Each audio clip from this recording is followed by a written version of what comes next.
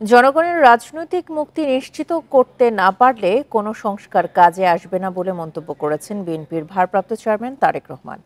মঙ্গলবার বিকেলে রাজধানীতে আয়োজিত অনুষ্ঠানে ভার্চুয়ালি যোগ দিয়ে তিনি কথা বলেন। এ সময় তিনি দেশের জনগণের ভোটের অধিকার দ্রুত ফিরিয়ে দেওয়ার তাগিদ দেন।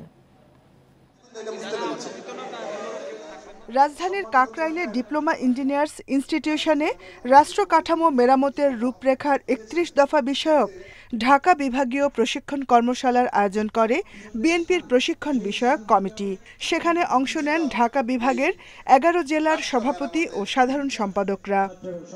দিনব্যাপী কর্মশালার প্রশ্নোত্তর পর্বে দল ও রাজনীতি নিয়ে বিভিন্ন প্রশ্নের জবাব দেন দলের ভারপ্রাপ্ত চেয়ারম্যান তারেক রহমান। লন্ডন থেকে ভার্চুয়ালি বক্তব্য রাখেন তিনি। তারেক রহমান বলেন, বিএনপি আগামীতে ক্ষমতায় গেলে রাষ্ট্র পরিচালনায় জনগণের মতামত নেবে। এ সময় তিনি বলেন, জনগণের কল্যাণের জন্য প্রয়োজন রাজনৈতিক মুক্তি। জনগণের রাজনৈতিক এবং অর্থনৈতিক মুক্তি দুটোই দরকার। তাহলে যেই সংস্কারই করি, যাই করি আমরা, কোনোটিই কাজে লাগবে না। অর্থাৎ রাজনৈতিক মুক্তি কি? রাজনীতির ভাষায় যদি রাজনৈতিক মুক্তি বলি, তাহলে হচ্ছে অ্যাকাউন্টেবিলিটি বা জবাবদিহিতা তৈরি করতে হবে।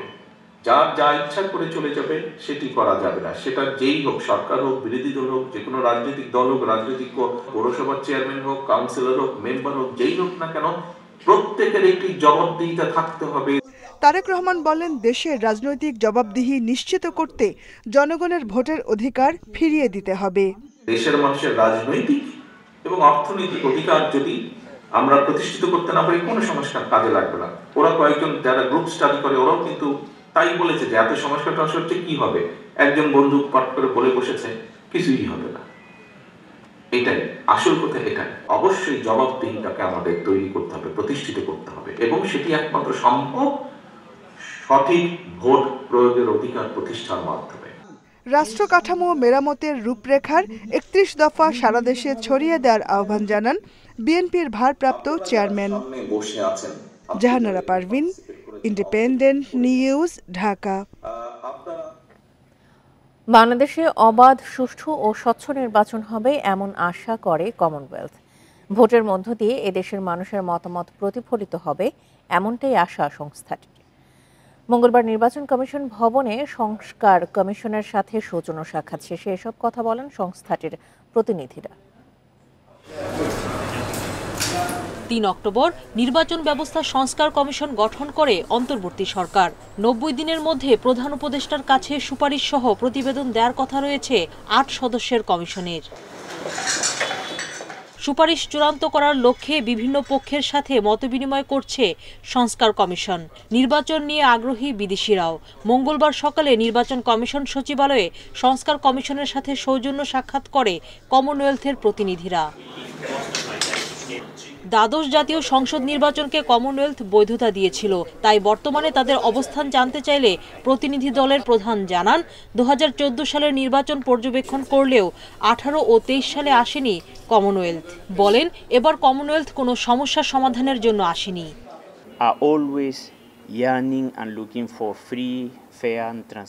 অবাধ, সুষ্ঠু ও স্বচ্ছ নির্বাচন চায় কমনওয়েলথ। এতে দেশের জনগণের মতামত প্রতিফলিত হবে। বাংলাদেশের সাথে নির্বাচন নিয়ে কাজ করতে চাই, সব ধরনের সহায়তা দিতেও আগ্রহী কমনওয়েলথ।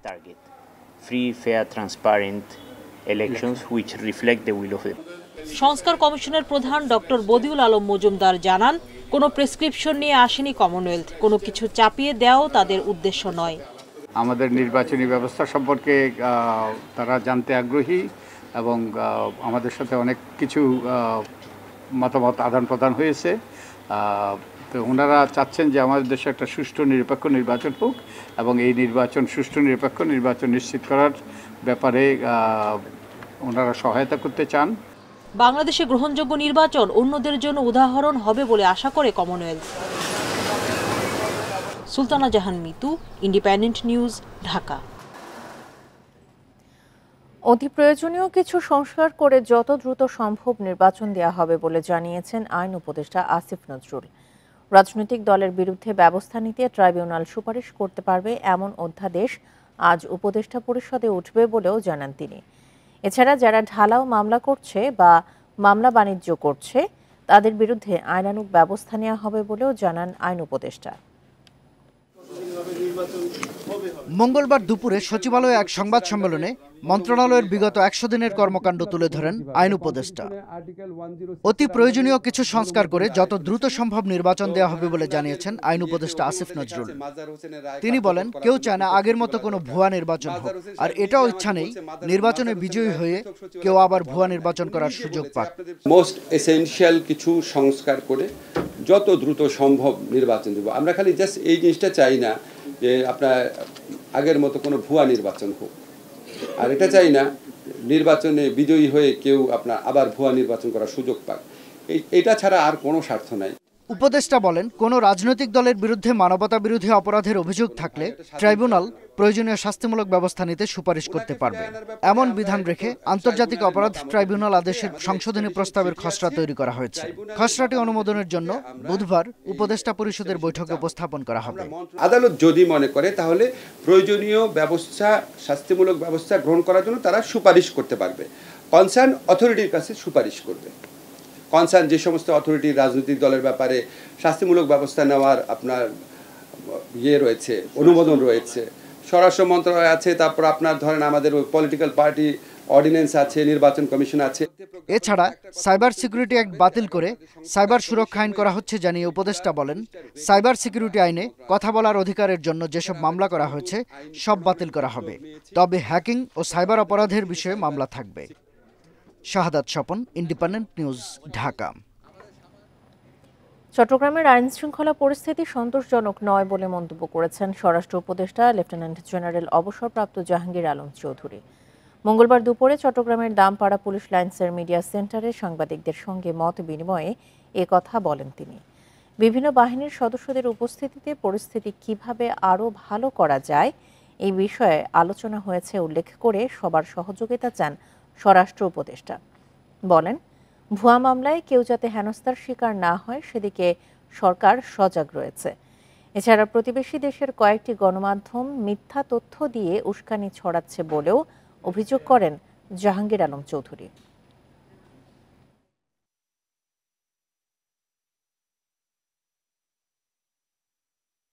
একটু সময় দিতে হবে। যদি আপনারা সময় না দেন, আর আমার কাছে তো এরকম কোনো কিছু নাই যে একের আমি বলবো হয়ে যা হইব, এটা জাদুর মতো তো না। আমি চাইলাম একটা টাকা কত চলে আসবে না, তো আমাদের তো সময় দিতে হবে। আমাদের যারা আছে এখানে সবাই তো সময় দিতে হবে। ভারতের আদানি থেকে বিদ্যুৎ কেনার অসম চুক্তি কেন বাতিল হবে না তা জানতে চেয়ে রুল জারি করেছে হাইকোর্ট। সেই সাথে চুক্তি পুনর্মূল্যায়নে বিশেষজ্ঞ কমিটি গঠনের নির্দেশ দিয়েছে আদালত। 2 মাসের মধ্যে নথিপত্র দাখিল ও প্রতিবেদন দিতে হবে কমিটিকে। মঙ্গলবার হাইকোর্টের একটি দ্বৈত বেঞ্চ এই নির্দেশ দেন। 2017 সালে আদানির সাথে 25 বছর মেয়াদী বিদ্যুৎ কেনার চুক্তি হয়। অভিযোগ আছে বিনা টেন্ডারে চুক্তি করা হয় তাড়াহুড়া করে। এরই মধ্যে ঝাড়খণ্ডের গড্ডায় 1600 মেগাওয়াট বিদ্যুৎ কেন্দ্র করে বাংলাদেশে সরবরাহ করছে আদানি। কিন্তু এই চুক্তিকে স্বার্থবিরোধী বলছেন বিশ্লেষকেরা। হাইকোর্টের শুনানিতেও নানা অনিয়ম তুলে ধরেন রিটকারী আইনজীবী।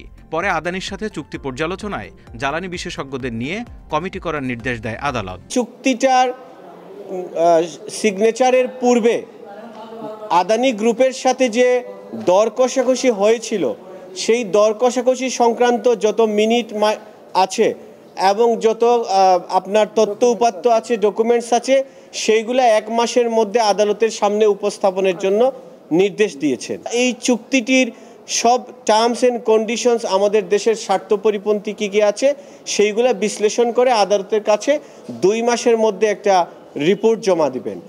সবার আগে দেশের স্বার্থ রক্ষায় কাজ করার আহ্বান জানায় হাইকোর্ট। আদালত এও বলেছেন, আমরা প্রতিবেশীর স্বার্থে সমতা এবং ন্যায্যতার ভিত্তিতে সুষম এবং ভালো সম্পর্ক চাই। বাংলাদেশ অ্যারাউন্ড $30 বিলিয়ন সেভ করবে যদি এই চুক্তিটাকে রিভিউ করা হয় কিংবা এই চুক্তি থেকে বের হয়ে আসা হয়। ন্যায্যতার ভিত্তিতে চুক্তি পুনর্মূল্যায়ন না করলে আদানির বিরুদ্ধে আন্তর্জাতিক আদালতে যাওয়ার সুযোগ রয়েছে বলেও জানান আইনজীবী। Zahidul Bashar, independent news, Dhaka. রিকশা নয়, রাজধানীতে অস্বাভাবিক যানজটের মূল কারণ প্রয়োজনের তুলনায় বেশি ব্যক্তিগত গাড়ি। রিকশা চালকদের ওপর আইন প্রয়োগ করা হলেও ক্ষমতার অপব্যবহার করে ব্যক্তিগত গাড়ি পার পেয়ে যাচ্ছে। মঙ্গলবার বিকেলে রাজধানীতে ন্যায়ভিত্তিক যাতায়াত ব্যবস্থা শীর্ষক আলোচনায় উঠে আসে এসব তথ্য। যানজট নিয়ন্ত্রণে গণপরিবহনের মানোন্নয়ন করার পরামর্শ বিশেষজ্ঞদের। একই সড়ক, লেন না মেনে ইচ্ছে মতো চলছে বাস, প্রাইভেট কার, অটোরিকশা, রিকশা সহ সব ধরনের গাড়ি। তীব্র যানজটে ফিটনেসবিহীন গাড়িতে ঘন্টার পর ঘন্টা বসে নাজেহাল যাত্রীরা। এমন চিত্র রাজধানীর চিরচেনা। রাজধানীতে সড়কে শৃঙ্খলা ফেরাতে আলোচনা সভা হয় প্রেস ইনস্টিটিউট অফ বাংলাদেশের অডিটোরিয়ামে। বক্তারা বলেন, মেট্রো রেলের মতো আধুনিক যাতায়াত ব্যবস্থা তৈরি হলেও বেশি খরচের কারণে নিম্নবিত্তরা সেটি ব্যবহার করছে কম। কি ধরনের ব্যবস্থার মাধ্যমে অ্যাক্সেসিবল করা যায় বা এই ধরনের আর কি ব্যবস্থা করা যায় ট্রান্সপোর্টেশনের, যার মাধ্যমে আসলে মোবিলিটি বা অ্যাক্সেস বাড়ানো যায়, পাবলিক গুড তৈরির প্রসঙ্গতে আমাদের একটু ভাবার সুযোগ করে দেবে। ফিটনেসবিহীন গণপরিবহন নিরাপদ না হওয়ায় মানুষ ব্যক্তিগত গাড়ির দিকে বেশি ঝুঁকছে। অসুস্থ রোগীর জন্য কোনো ব্যবস্থা নেই বাসগুলোতে। অন্যান্য দেশে স্কুল বাসের ব্যবস্থা থাকলেও ঢাকায় শুধু শিশুর জন্যই ব্যবহার হয় একটি গাড়ি। আপনি ডিসেবল যারা, হুইল চেয়ার, তার পক্ষে কি বাসে চড়া সম্ভব ঢাকা শহরে? তাহলে আপনি জাস্টিস কোথায় পাচ্ছেন? জাস্টিস তো নেই। কত পেডেস্ট্রিয়ান আমাদের 40 to 60% লোক তো 50 to 60% তো হেঁটে চলে। বিশ্লেষকরা বলছেন, শুধু রিকশা নয়, সব ধরনের গাড়ির জন্য আইনের সমান প্রয়োগ নিশ্চিত করতে হবে। ক্ষমতার দাপট দেখিয়ে ধনী ও ক্ষমতাসীনরা শাস্তি থেকে রেহাই পেয়ে যাচ্ছেন। সবচেয়ে স্বেচ্ছাচারী ব্যবহারটা যারা করে, তাদেরকে আরো বেশি স্বেচ্ছাচারী হওয়ার জন্য, যাদের জীবিকার জন্য এখানে কাজ করে, যারা পরিবেশকে ক্ষতি না করে কাজ করে, তাদেরকে আসলে মনে করা হয়, চিহ্নিত করা হয় যে তারা এটার জন্য সবচেয়ে দায়ী এবং তাদেরকে ধাপে ধাপে এই রাস্তা থেকে তুলে দিতে হবে, ওই রাস্তা থেকে তুলে দিতে হবে, এই কাজগুলি করা হয়। এদিকে দূষণ রোধ ও কার্বন নিঃসরণ কমাতে সাইকেল ব্যবহারেও উৎসাহ দেওয়া হয়। সকলকে অ্যাক্সেসিবিলিটি দিতে চাই। ইকরামুল কবির, ইন্ডিপেন্ডেন্ট নিউজ, ঢাকা। বাজারে 500-র বেশি প্রসাধনী সামগ্রী বিক্রি হলেও বেশিরভাগেরই মান বজায় রাখতে পারেনি তদারকি সংস্থা বিএসটিআই। এই সুযোগে অবাধে নকল ও ভেজাল প্রসাধনী বিক্রি করছে অসাধু বিক্রেতারা। প্রতারিত হচ্ছে ক্রেতারা। তাই বিএসটিআই এর সক্ষমতা বাড়ানোর পাশাপাশি কঠোর পদক্ষেপের আহ্বান ক্যাবের। প্রসাধনীর বাজার রমরমা। হাত বাড়ালেই পাওয়া যায় ব্র্যান্ড, নন ব্র্যান্ড, দেশি বিদেশি হাজারো পণ্য। তবে এসব পণ্যের কোনটা আসল আর কোনটা নকল সে বিষয়ে নিশ্চিত নন অনেকে। প্রতিনিয়ত ভেজাল পণ্য কিনে প্রতারিত হচ্ছে ক্রেতারা। বাজারে 500-র বেশি রূপচর্চার কসমেটিক্স বিক্রি হলেও বেশিরভাগেরই মান ঠিক নেই। বিএসটিআই মান নির্ণয় করতে পেরেছে মাত্র 367টি পণ্য। ভেজালের অভিযোগে 18টি প্রতিষ্ঠানের রং ফর্সাকারী ক্রিম ও একটি লোশন নিষিদ্ধ করেছে। নজরদারির বাইরেই অনেক ক্ষতিকর প্রসাধনী পণ্য। 29টি পণ্য বিএসটিআই থেকে সার্টিফিকেট নেওয়া বাধ্যতামূলক। এর বাইরেও কিছু পণ্য রয়েছে। কিছু পণ্য রয়েছে যেগুলো মেডিকেটেড পারপাস সার্ভ করে, কিছু পণ্য রয়েছে যেগুলো ওষুধ প্রশাসন অধিদপ্তরের নিয়ন্ত্রণে। এই পণ্যগুলোর বিষয়ে আমরা আসলে আপনাকে কোনো তথ্য দিতে পারবো বলে আমার মনে হচ্ছে না। নিত্য পণ্যের বাজারে অভিযান হলেও প্রসাধনী খাতে তদারকি কম বলছে ক্যাব। এরই সুযোগ নিচ্ছে অসাধু ব্যবসায়ীরা। কারসাজি রোধে কর্তৃপক্ষকে আরও আন্তরিক হওয়ার তাগিদ তাদের। আমরা মনে করি যে বিএসটিআই সহ অন্যান্য যে প্রতিষ্ঠানগুলি এগুলো দেখভাল করার দায়িত্বে আছে, তাদেরকে আসলে মাঠ পর্যায়ে সহ আমদানির ক্ষেত্রেও কিন্তু এই পণ্যগুলি যেন হয়। আমাদের দেশের বিভিন্ন জায়গায় নকল কারখানার ছড়াছড়ি আমরা দেখছি, তো এই জায়গাগুলিও তদারকি রাখা দরকার, এগুলোকে বন্ধ করা দরকার। মানহীন পণ্যের বিস্তার ঠেকানো এবং প্রসাধনী শিল্পে দেশীয় উদ্যোক্তাদের নীতি সহায়তার পরামর্শ বিশেষজ্ঞদের। Shahid Ahmed, independent news, Dhaka. কক্সবাজারে জনপ্রশাসন একাডেমির নামে দেওয়া 700 একর বনভূমির বরাদ্দ বাতিলের পর জমি বুঝে নিয়েছে বন বিভাগ। আইন ভেঙে সংরক্ষিত বনভূমিকে খাস জমি দেখিয়ে একাডেমি নির্মাণের উদ্যোগ নেয় আওয়ামী লীগ সরকার আমলে। বন বিভাগ জানিয়েছেন, পরিবেশগত সংকটাপন্ন এলাকা ঘোষিত এই বনভূমিতে ফিরিয়ে আনা হবে হারিয়ে যাওয়া জীববৈচিত্র্য। পাখির চোখে তাকালেই চারদিকে বনভূমি, পাশে সমুদ্র, নজর কাড়া দৃশ্য কক্সবাজার দরিয়ানগরে। বন বিভাগের জমিতেই 2021 সালে Bangabandhu Sheikh Mujib academy of public administration গড়ে তোলার উদ্যোগ নেয় আওয়ামী লীগ সরকার। মাত্র 1 লাখ টাকায় দেয়া হয় 700 একর বনভূমির বরাদ্দ। জনপ্রশাসনকে বরাদ্দ দিতে ভূমি মন্ত্রণালয় জায়গাটিকে অকৃষি খাস জমি হিসাবে দেখায়। আওয়ামী লীগ সরকার পতনের পর অন্তর্বর্তীকালীন সরকার বাতিল করে এই বরাদ্দ, ফিরিয়ে দেওয়া হয় বন বিভাগকে। বনভূমি ফিরে পাওয়ার পর অবৈধ স্থাপনা উচ্ছেদের পাশাপাশি হারিয়ে যাওয়া জীববৈচিত্র্য ফিরিয়ে আনার উদ্যোগ নিয়েছে বন বিভাগ। বনায়ন উপযোগী হয়েছে, খালি হয়ে গেছে, খালি হওয়ার পর বর্তমানে আবার বনায়ন করা যায়, সেগুলো বনায়নের আওতায় আনবো। আর যারা ওই এলাকায় জবরদখল করছে, প্রশাসনিক ব্যবস্থার মাধ্যমে আমরা সেগুলোকে জবরদখল উচ্ছেদ করে পুনরায় বনায়ন প্রক্রিয়া আনা করব। বনের জমি বরাদ্দ দেয়াকে আইন লঙ্ঘন বলছেন পরিবেশ কর্মীরা। সংরক্ষিত বন কখনো কাউকে ইজারা দেওয়া যায় না, তবু রাষ্ট্রীয় আইন লঙ্ঘন করে সেটি দিয়েছিল। আমরা মনে করি সেটি এখন উদ্ধার হয়েছে, সেখানে বনায়ন করা খুব দরকার এবং এটি বনায়ন করা হলে পর্যটক স্পট গড়ে তোলা যাবে সেখানে। এদিকে বনভূমির বিভিন্ন স্থানে 1000 বসতি স্থাপন করে বসবাস করছে নিম্ন আয়ের মানুষ। উচ্ছেদের আগে পুনর্বাসন চান তারা। সরকার আছে এবার দেন আর সহযোগিতা করিবার তাই বাড়ি বান্নাড়ে আড়াই আনসাই খুশি দেখেছে, সেজন্য আমরা অনেক খুশি। এখন সরকার যদি কিছু একটা করতে গেলে আমাদের কোনো জায়গায় পুনর্বাসন করতে হবে। সংরক্ষিত এই বনভূমিতে গর্জন, চাপালিশ সহ বিভিন্ন প্রজাতির গাছপালা ও প্রাণীর আবাসস্থল রয়েছে। তৌফিকুল ইসলাম, ইন্ডিপেন্ডেন্ট নিউজ, কক্সবাজার। এ বিষয়ে আরও জানাতে কক্সবাজার থেকে যোগ দিচ্ছেন সহকর্মী তৌফিকুল ইসলাম। তৌফিকুল, আইন ভেঙে সংরক্ষিত বনভূমিকে খাস জমি দেখিয়ে জনপ্রশাসন একাডেমি নির্মাণের যে উদ্যোগ নেওয়া হয়েছিল সেটি তো এখন আপাতত বাতিল করা হয়েছে। এ বিষয়ে বন বিভাগ বা জনপ্রশাসন মন্ত্রণালয়ের কোনো কর্মকর্তার বক্তব্য পেয়েছেন কিনা? আর এই যে আইন যে আগে ভেঙে এইটার বরাদ্দ দেওয়া হয়েছিল, এই বিষয়ে আইন বিশেষজ্ঞরা কি বলছেন?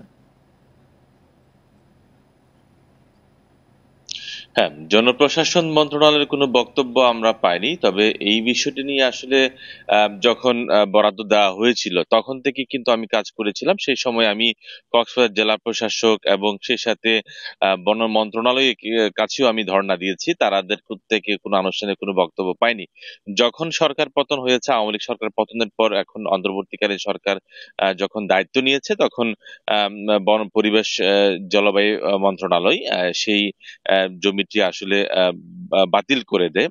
তো সেই প্রেক্ষিতে আসলে বন বিভাগ বলছে এটা তাদেরকে না জানিয়ে বা পাশ কাটিয়ে সেটি যে খাস জমি দেখিয়ে এবং সেটি জনপ্রশাসন মন্ত্রণালয়ের জন্য সেটি বরাদ্দ নেওয়া হয় এবং সেখানে একটি অ্যাডমিনিস্ট্রেশন একাডেমি করারও অনেকটা অনুমোদন হয়ে গিয়েছিল। তবে বনের জমি আসলে সেইভাবে এইভাবে দখল করাকে নিয়ে অনেকটা ক্ষোভ জানিয়েছেন এখানকার যারা আইনজ্ঞ আছেন। তারা বলছেন যেহেতু সেখানে বন্য প্রাণীরাদের বসবাস রয়েছে, বিচ্ছেদন রয়েছে, তবে সে যেখানে আপনি দেখছিলেন, আমার প্রতিবেদন দেখছিলেন, সেখানে বেশ কিছু ঘর রয়েছে। তো আসলে ঘর কিন্তু এত বিস্তীর্ণ বনভূমির মধ্যে একটি অংশে কিন্তু তারা সেখানে বসতি স্থাপন করেছে। তো তারা বলছেন তাদের যদি অন্যত্র পুনর্বাসন করা যায় তাহলে হয়তোবা তারা, যে খুব নিম্ন আয়ের মানুষ, তারা বলছেন তারা পরিবার পরিজন নিয়ে অনেকটা সুন্দরভাবে থাকতে পারবে। এবং পাশাপাশি সেখানে পরিবেশ কর্মীরা বলছেন বনের জায়গা যেহেতু বনকে ফিরিয়ে দেওয়া হয়েছে, সেখানে নতুন করে পর্যটন স্পট করা হলে অনেকটা ভালো হয়, যেহেতু খুব সমুদ্রের খুব কাছাকাছি সেই বনটা, অর্থাৎ দরিয়ানগর এলাকায়। তো সেখানে পরিবেশ কর্মীদের মতামত হচ্ছে এটি। এবং বন বিভাগের সাথে আমার কথা হয়েছে, তিনি আমাকে বলেছেন, এখানকার যিনি বন কর্মকর্তা আছেন তিনি বলেছেন সেখানে তারা নতুন করে গাছ রোপণ করা হবে, যেহেতু সেখানে বসতি স্থাপন করতে গিয়ে অনেক গাছ কাটা পড়ে গেছে। পাশাপাশি সেখানে বন্য প্রাণীদের অভয়ারণ্য ছিল, সেই জায়গা অর্থাৎ প্রাণীদের যে আবাসস্থল ছিল সেটি অনেকটা ফিরিয়ে আনা সম্ভব হবে বলে তিনি আমাদেরকে জানিয়েছেন। পাশাপাশি স্থানীয় বেশ কিছু মানুষের সাথে আমার কথা হয়েছে, তারা বলছিলেন গত অন্তত পক্ষে 5 থেকে 10 বছর আগে তারা সেখানে হাতির বিচরণ দেখেছেন, কিন্তু এখন কিন্তু সেরকম বিচরণ নেই। শুধু হাতি নয়, সেখানে অনেকটা বন্য শূকর থেকে শুরু করে অনেকটা বিলুপ্ত প্রায় প্রাণী সেখানে থাকতেন বা সেখানে বসবাস করতেন বলে আমরা স্থানীয় মানুষের কাছ থেকে শুনেছি। কক্সবাজার থেকে এ বিষয়ে বিস্তারিত জানাচ্ছিলেন আমাদের সহকর্মী তৌফিকুল ইসলাম। তথ্যপ্রযুক্তি খাতে 14,000 মানুষের কর্মসংস্থান তৈরির লক্ষ্য পূরণে ব্যর্থ হয়েছে রাজশাহীর হাইটেক পার্ক। সঠিক পরিকল্পনা ও প্রচারের অভাবে দেশি বিদেশি বিনিয়োগকারীদের টানতে পারেনি। কর্তৃপক্ষ বলছে এই মাসেই কাজ শুরু করতে না পারলে সেসব প্রতিষ্ঠানের জায়গা বরাদ্দ বাতিল হবে, সুযোগ পাবে নতুন প্রতিষ্ঠান। রাজশাহীতে পদ্মা নদীর তীরে 31 একর জায়গায় 343 কোটি টাকা ব্যয়ে নির্মাণ করা হয় হাইটেক পার্ক। 20টি প্রতিষ্ঠানের জায়গায় চালু হয় 13টি, নতুন করে কাজ শুরুর প্রস্তুতি নিচ্ছে 3টি। দেশে প্রযুক্তিতে দক্ষ বহু তরুণ থাকলেও সাবেক আওয়ামী লীগ সরকার পর্যাপ্ত বিনিয়োগ আকর্ষণে ব্যর্থ হয়েছে। এ কারণে 14,000 মানুষের কর্মসংস্থানের সম্ভাবনা নিয়ে যাত্রা শুরু হলেও বর্তমানে কর্মরত মাত্র 400 জন। টিমের ওনারদেরকে এখানে ইনভাইট করা, এখানে এনে অফিস স্পেসগুলো দেখানো, প্লাস তাদেরকে এটা বোঝানো যে এখানে বিভিন্ন সুযোগ সুবিধা পাওয়া যায়, প্লাস একটা নেটওয়ার্কিংয়ের একটা পরিবেশ তৈরি হওয়ার সম্ভাবনা আছে। এবার নতুন বিনিয়োগকারীদের টানতে চাইছে কর্তৃপক্ষ। যেসব প্রতিষ্ঠান সক্ষমতা দেখাতে ব্যর্থ তাদের বরাদ্দ বাতিলের পরিকল্পনা তাদের। এই নভেম্বরের মধ্যে যে সকল প্রতিষ্ঠান তারা তাদের ব্যবসায়িক কার্যক্রম শুরু করবে তাদের অ্যালটমেন্ট আমরা রাখবো, যারা শুরু করবে না তাদেরটা আমরা অটোমেটিক্যালি বাতিল করে আবার নতুন বিনিয়োগের জন্য আমরা চেষ্টা করব। গেল আগস্টে সরকার পতনের পর লুটপাটে হাইটেক পার্কে ক্ষয়ক্ষতি 32 কোটি টাকা। দেখা দেয় নিরাপত্তা শঙ্কাও। তবে অবকাঠামো সংস্কার ও নিরাপত্তা নিশ্চিতে কাজ চলছে। আমাদের একটা টেন্টেটিভ ডেট ছিল যে আমরা 10 তারিখে আমরা শুরু করব, উদ্বোধন করব। তো আসলে অনাকাঙ্ক্ষিতভাবেই দেশের এই পরিস্থিতিতে আমাদের এখানে অনেক ধরনের ক্ষতি হয়ে গেছে। ওই সময়টা আসলে যারা ছিল তারা দেখেছে, স্বাভাবিকভাবে 10 তারিখে শুরু করতে পারিনি। এটা কিছু ফার্নিচার আবার কিনে পরবর্তীতে 23 তারিখে আমরা 23 আগস্ট আমরা উদ্বোধন করেছি ছোট পরিসরে। হাইটেক পার্কের দুটি অংশে রয়েছে সিলিকন টাওয়ার ও IT training and incubation centre. সঠিক প্রচারে এটি হয়ে উঠতে পারে প্রযুক্তির বড় হাব।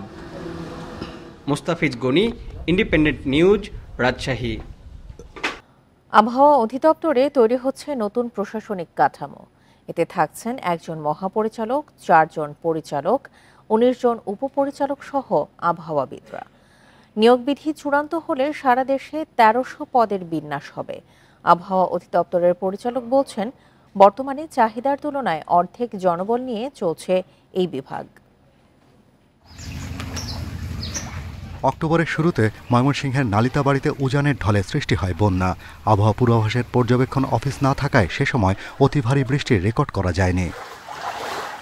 প্রতি বছরই উজানের ঢল ও বজ্রপাতে বিপর্যস্ত হয় সুনামগঞ্জের হাওর এলাকা। পৃথিবীর সবচেয়ে বৃষ্টিপ্রবণ স্থান চেরাপুঞ্জি থেকে পানি সরাসরি আসে ভাটির টাঙ্গুয়ার হাওরে। আবার বিশ্বের বজ্রপ্রবণ এলাকা হওয়ার পরও এ জেলায় নেই কোনো আবহাওয়া অফিস। মারাত্মক ভূমিকম্প প্রবণ এলাকার ডাউকি ফল্টের সীমানায় থাকা সিলেটেও নেই ভূমিকম্প পর্যবেক্ষণ কেন্দ্র।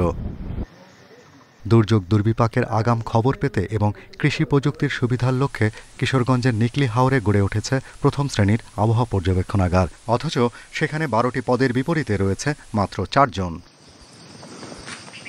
জনবল সংকট কাজে আসছে না খাগড়াছড়ি আবহাওয়া অফিসও। কেন্দ্রটিতে কর্মরত মাত্র 2 জন। ঢাকার কেন্দ্রীয় অফিস ছাড়া হালনাগাদ কোনো তথ্য মেলে না। আবহাওয়া অধিদপ্তরের তথ্য বলছে আবহাওয়া অফিস 24 ঘন্টায় খোলা থাকার কথা, অথচ সারা দেশে 61টি পর্যবেক্ষণাগারে অর্ধেক জনবলই নেই। লোকজন তো প্রয়োজন অনুযায়ী সেট আপ করা হয়েছে পদগুলি, তো যদি অর্ধেকের নিচে চলে আসে তাকে অসুবিধা হবে না। তো এখন আমার এখানের নিয়ম হলো যে অবজারভেটরিগুলি 24 ঘন্টা খোলা রাখতে হয়, 3 ঘন্টা পর পর অবজারভেশন নিতে হয়। তো কে নিবে? কোনো কোনো জায়গায় 2 জন কর্মচারী এই কাজ চালায় যাচ্ছে। 2017 থেকে নিয়োগ পদোন্নতি বন্ধ, অথচ লোকবল সংকটে বেশিরভাগ অফিসেই সার্বক্ষণিক কাজ হয় না। এখন একটা নতুন পদ তৈরি হয়েছে এখানে, মহাপরিচালক, তার অধীনে চলবে। এখানে 4 জন পরিচালকের পদ আছে। উপপরিচালকের পদের সংখ্যা বাড়ানো হয়েছে অনেক, 19 জন করা হয়েছে, এরকম আর কি, নিচের দিকেও আরও বাড়ছে। আরও নির্ভুল ও আধুনিক উপায়ে পূর্বাভাস দেওয়ার লক্ষ্যে 2016 থেকে স্বয়ংক্রিয় আবহাওয়া স্টেশন সহ ব্যয়বহুল আধুনিক প্রযুক্তি চালু রয়েছে। অথচ লোকবল সংকটে প্রান্তিক পর্যায়ে পৌঁছাচ্ছে না পূর্বাভাসের হালনাগাদ তথ্য। Shahriar Anirban, independent news, Dhaka. জাহাঙ্গীরনগর বিশ্ববিদ্যালয়ের নতুন কলা ভবনের সামনে অটোরিকশার ধাক্কায় আফসানা রাচি নামে এক শিক্ষার্থী নিহত হয়েছেন। মঙ্গলবার সন্ধ্যা 7টার দিকে এই দুর্ঘটনা ঘটে। নিহত রাচি বিশ্ববিদ্যালয়ের মার্কেটিং বিভাগের 53তম ব্যাচের শিক্ষার্থী। সহপাঠীরা জানায়, নতুন কলা ভবনের সামনের সড়কে রাস্তা পার হওয়ার সময় দ্রুতগতির একটি অটোরিকশা রাচিকে ধাক্কা দেয়। গুরুতর আহত অবস্থায় প্রথমে বিশ্ববিদ্যালয়ের মেডিকেল সেন্টারে নিয়ে যাওয়া হয় তাকে। পরে অবস্থার অবনতি হলে সাভারের এনাম মেডিকেল কলেজ হাসপাতালে পাঠানো হয় এবং চিকিৎসক তাকে মৃত ঘোষণা করেন। পরে নিরাপদ ক্যাম্পাস সহ 7 দফা দাবি জানিয়ে ভিসির বাসভবনের সামনে বিক্ষোভ করে শিক্ষার্থীরা।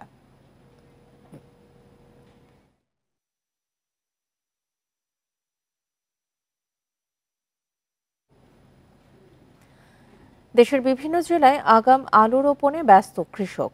বাজারে আলুর দাম বেশি থাকায় অন্যবারের তুলনায় এবার আলু চাষে আগ্রহ বেড়েছে কৃষকের। যদিও বীজ, সার, কীটনাশকের দাম বাড়ায় উৎপাদন খরচ বাড়ার শঙ্কা তাদের। তবে ভালো ফলন হলে ভালো লাভের আশা করছেন তারা। কুড়িগ্রামের ধরলা ও তিস্তার বিস্তীর্ণ চরে আগাম আলু চাষে ব্যস্ত কৃষক। বন্যার পর জমি পরিত্যক্ত থাকায় ও আগাম জাতের ধান কাটার কারণে এবছর চরাঞ্চলে বেড়েছে আগাম আলুর আবাদ। আগাম আলু করলে হয়তো আমরা একটু আলুর দাম বেশি পাবো। এখন যেমন বাজারে অনেক দাম বেশি, ৭০ টাকা কেজি। আমরা এই এসে একটু আগাম করতেছি। কোলেস্টারে দেবো না, বিক্রি করে বেশি দাম পাবো। এখন আছে কামলার দাম কম। জয়পুরহাটের প্রায় ৭,০০০ হেক্টর জমিতে আবাদ হচ্ছে আগাম জাতের আলু। প্রতি বিঘা জমি আবাদে খরচ হচ্ছে ৩০ থেকে ৩৫,০০০ টাকা। প্রথম অবস্থায় আলু বীজ সংগ্রহ করেছিলাম এবং সারও নিয়েছিলাম, যার জন্য আমার কোনো কষ্ট ব্যাগ পাতে হয়নি। আলুর বীজ কিনেছিলাম ২৪০০, এবার হলো ৩৮০০, ৪২০০, ৪০০০, ৩৭০০, বিভিন্ন দাম। অন্য বছরের তুলনায় বেড়েছে বীজ, সার ও কীটনাশকের খরচ। তবু ভালো ফলন ও উপযুক্ত দাম পেলে লাভবান হওয়ার আশা লালমনিরহাট ও ফরিদপুরের কৃষকদের। ওষুধপাতির দাম, কীটনাশকের দাম থেকে শুরু করে সব জিনিসের দাম সরকার আমাকে কমায় দিলে আমরা কৃষি বাঁচবো। সার, কীটনাশক যদি আমাদের লোনের মাধ্যমে দেয়, বুঝছেন, তাহলে আবার মনে করেন এই মাঠে প্রচুর আলু হবে। সার ও কীটনাশকের দাম নিয়ন্ত্রণে রাখতে নিয়মিত বাজার তদারকি করা হচ্ছে বলে জানান কৃষি কর্মকর্তা। আমাদের যে সারের যে সাপ্লাই এবং যে ডিমান্ড, আমরা আশা করতেছি যে আমাদের সরবরাহ এবং চাহিদার মধ্যে এখন পর্যন্ত আমরা মোটামুটি একটা ভালো অবস্থায় আছি। বীজ বপনের ১.৫ থেকে ২ মাসের মধ্যেই আগাম আলু তুলে বাজারজাত করা যায়। আবহাওয়া অনুকূলে থাকলে ভালো ফলনের আশা কৃষকদের। Tania Nasrin, independent news. এ নিয়ে আরো জানাতে ঠাকুরগাঁও থেকে যোগ দিচ্ছেন সহকর্মী মোহাম্মদ শামসুজ্জোহা।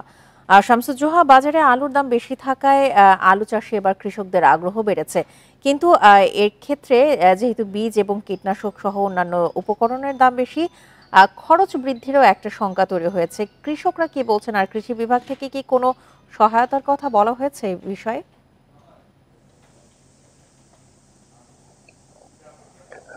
ঠাকুরগাঁও একটি আলু চাষের প্রধান জেলা। এই জেলায় বর্তমানে আলু একবারে অর্থকরী ফসল হিসেবে কিন্তু রূপান্তরিত হয়েছে। এই কারণে ঠাকুরগাঁওয়ের চাষিরা সর্বত্র কিন্তু আলু চাষাবাদে ব্যস্ত সময় পার করছেন।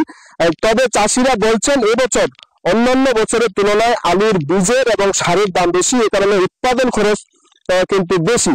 কৃষি বিভাগের তথ্য মতে গত বছর ঠাকুরগাঁয়ে ১৫,০০০ হেক্টর জমিতে আগাম আলুর চাষ হলেও এবছর কিন্তু সেটা কমে প্রায় ১১,০০০ হেক্টর জমিতে আগাম জাতের আলুর চাষ হয়েছে। এখানে মূলত দুইভাবে আলুর চাষ হয়, একটি হচ্ছে আগাম জাত। এই আগাম জাতটা পতিত এবং আগাম জাতের ধান কাটার পরে কিন্তু লাগায়, এবং যেটি লেট আগে এটা কিন্তু এটা আরো কিছুদিন পরে লাগানো হবে। আর যে আগাম জাতের যেটি চাষ হয়েছে এটি কিন্তু আর কয়েকদিনের মধ্যেই বাজারজাত করবেন চাষিরা, এমনটা কিন্তু তারা আশা করছেন। আর কৃষি বিভাগ থেকে কিন্তু শুধু কৃষকদের পরামর্শ দেওয়া হচ্ছে চাঁদা কিভাবে উৎপাদন করবেন, কিভাবে উৎপাদন বৃদ্ধি করবেন। কৃষি বিভাগে কিন্তু কোনো সহায়তা প্রদান মূলত আলু যারা আগাম চাষি তাদেরকে সেইভাবে করা হয়ে থাকে না। আর কৃষকরা যে এবার বাজারে কিন্তু সারের দাম বেশি এবং আলুর দাম বেশি, এই কারণে কৃষকরা কিন্তু বলছেন যে উৎপাদন খরচ কিন্তু অন্যান্য বছরের তুলনায় বেশি। এখানে যদি তারা ভালো দাম পান তাহলে কিন্তু লাভবান হতে পারবেন, আর যদি আলুর দাম কমে যায় তাহলে কিন্তু কৃষকরা লোকসানের মধ্যে পড়বেন। আর এখানে যে পরিমাণ আলুর চাষ হয়েছে এবং চাষিরা কিন্তু এখনো আলু লাগাতে ব্যস্ত সময় পার করছেন, যেই আলুটি কিন্তু আরো কিছুদিন দেরি সময় লাগবে। আর যেটি বর্তমানে হচ্ছে এটি হয়তো আর 8 থেকে 10 দিনের মধ্যে বাজারে যাবে এবং বাজারটা কিন্তু অনেকটাই নিয়ন্ত্রণে আসবে বলে কিন্তু এখানকার চাষিরা মনে করছেন। তবে এখানকার কৃষি বিভাগ কৃষকদের সর্বাত্মক পরামর্শ দিয়ে যাচ্ছেন এবং চাষিরা কিন্তু সেইভাবেই কাজ করে যাচ্ছেন। কীটনাশক এরও খরচ কিন্তু এবার একটু বেশি, এই কারণে সব মিলেই উৎপাদন খরচ বেশি হবে। এখানে চাষিরা যেমন চাচ্ছেন আলুর দাম বেশি হলে তারা লাভবান হবেন, ভোক্তারাও কিন্তু আশা করছেন যে তারা যদি কম দামে আলু পান তাহলে কিন্তু তারা লাভবান হবেন। ঠাকুরগাঁও থেকে আগাম আলু চাষের বিষয় নিয়ে জানাচ্ছিলেন আমাদের সহকর্মী মোহাম্মদ শামসুজ্জোহা। ভোক্তাদের স্বস্তি দিতে এবার ট্রাক সেলের মাধ্যমে ভর্তুকি মূল্যে আলু বিক্রি করবে টিসিবি। সংস্থাটির ট্রাকে প্রতি কেজি আলুর দাম পড়বে 40 টাকা। একজন ক্রেতা কিনতে পারবেন সর্বোচ্চ 3 কেজি আলু। মঙ্গলবার এক বিজ্ঞপ্তিতে এসব তথ্য জানিয়েছে টিসিবি। এতে বলা হয়, ভর্তুকি মূল্যে টিসিবির পণ্য বিক্রির কার্যক্রম চলমান রয়েছে। এর পাশাপাশি এখন থেকে আলু বিক্রির সিদ্ধান্ত নেওয়া হয়েছে। আজ থেকে ঢাকা মহানগরীতে 50টি এবং চট্টগ্রাম মহানগরীতে 20টি ট্রাকের মাধ্যমে 40 টাকা কেজি দরে আলু বিক্রি শুরু হবে। বিজ্ঞপ্তিতে আরও জানানো হয়, প্রতি লিটার ভোজ্য তেল 100 টাকা, মসুর ডাল 60 টাকা এবং চাল 30 টাকায় বিক্রি হবে। একজন গ্রাহক সর্বোচ্চ 2 লিটার তেল, 2 কেজি মসুর ডাল এবং 5 কেজি চাল কিনতে পারবেন।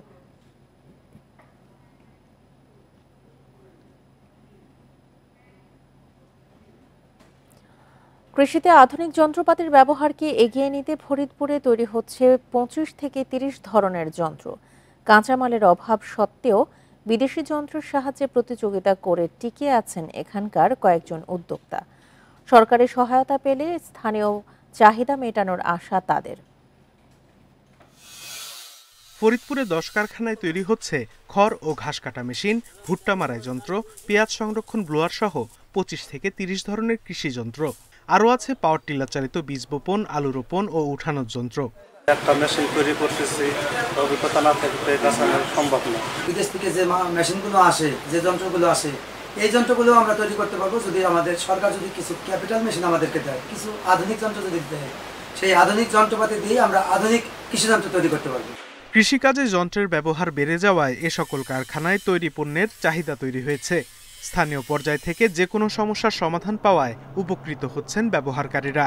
ব্লোয়ার ফ্যানের মাধ্যমে আমরা একটা হাউজের মধ্যে 10 টন করে পেঁয়াজ রাখতে পারি।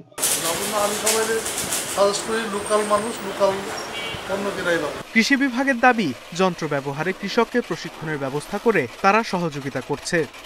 বিভিন্ন প্রকার পরামর্শ দিচ্ছে যে জিনিসগুলি কৃষক ব্যবহার করতে পারে এবং এখন পর্যন্ত কৃষকের যথেষ্ট সুফল পাচ্ছে। জমি চাষ থেকে ফসল উৎপাদন পর্যন্ত যন্ত্রের সাহায্যে 20 থেকে 25% ব্যয় কমানো সম্ভব বলে জানিয়েছে কৃষি বিভাগ। Independent news. রংপুরের এক বিদ্যালয়েই পড়ছে 20 যমজ শিশু। চেহারায় মিল থাকায় ওদের চিনতে অনেক সময় বিড়ম্বনায় পড়তে হয় সহপাঠীদের। শিক্ষকরাও প্রায় পড়েন বিপাকে। তবে যমজ ওই শিক্ষার্থীদের নিয়ে শিক্ষক, শিক্ষার্থী, অভিভাবকদের আগ্রহ উচ্ছ্বাসের কমতি নেই। দেখতে একই রকম, এজন্য প্রায় তাদের চিনতে বিড়ম্বনায় পড়েন সহপাঠী ও শিক্ষকরা। একই সঙ্গে 20 যমজ শিক্ষার্থীর দেখা মিলবে রংপুরের বদরগঞ্জ মডেল সরকারি প্রাথমিক বিদ্যালয়ে। তাদের নিয়ে আগ্রহের কমতি নেই অভিভাবকদেরও। ঘুমাইও একসাথে, বাজারে যাই একসাথে, চানও করি একসাথে। যে কোনো একটা কাজ যদি দেই, দুজনকে একসঙ্গে দিলে এরা বেশি খুশি হয়। দুইজনই খুব সুন্দরভাবে চলাফেরা, কথাবার্তা, যাযাবরী, দুইজনকে বুঝি ভালো। আমরা তার বাবা মার সঙ্গে উঠান বৈঠক, হোম ভিজিট এবং তাদেরকে নিয়ে আমরা অনুষ্ঠান করেছি। যমজ শিশুদের মধ্যে মেলবন্ধন দেখে খুশি শিক্ষকরাও। তাদের প্রতি বিশেষ নজর রাখার কথা জানান প্রধান শিক্ষক। এই সমস্ত শিশুর প্রতি বেশি যত্নবান হই আমরা এজন্য যে একই সেবায় একজন মা 2টি শিশুকে মানুষ করার প্রত্যয় নিয়ে বিদ্যালয় আমাদেরকে দিয়েছে, যার ফলে এই শিশুদের প্রতি আমরা বেশি যত্নশীল হই। এসব শিশুদের ব্যাপারে মা বাবার পক্ষ থেকে কোনো পরামর্শ থাকলে শিক্ষকদের সেটি গুরুত্ব দেওয়ার পাশাপাশি তাদের প্রতি বাড়তি যত্নের পরামর্শ দেন জেলা প্রাথমিক শিক্ষা কর্মকর্তা। আমাদের শিক্ষকবৃন্দ এবং কর্মরত শিক্ষা কর্মকর্তাগণ নিয়মিত তাদের খোঁজখবর নেন এবং তারা, আমি বিশ্বাস করি যে ভবিষ্যতে পড়ালেখায় ভালো করে দেশ এবং জাতি গঠনে তারা অবদান রাখবে। জেলার 1455টি স্কুলে পড়ালেখা করছেন প্রায় 500 যমজ শিশু। Independent news. আর এ ছিল এখনকার মতো ইন্ডিপেন্ডেন্ট সংবাদে। ইন্ডিপেন্ডেন্ট টেলিভিশনের সব খবর আরও বিস্তারিত জানতে চোখ রাখুন ফেসবুক, ইউটিউব এবং এক্সে। ধন্যবাদ সবাইকে। আমন্ত্রণ পরের আয়োজন।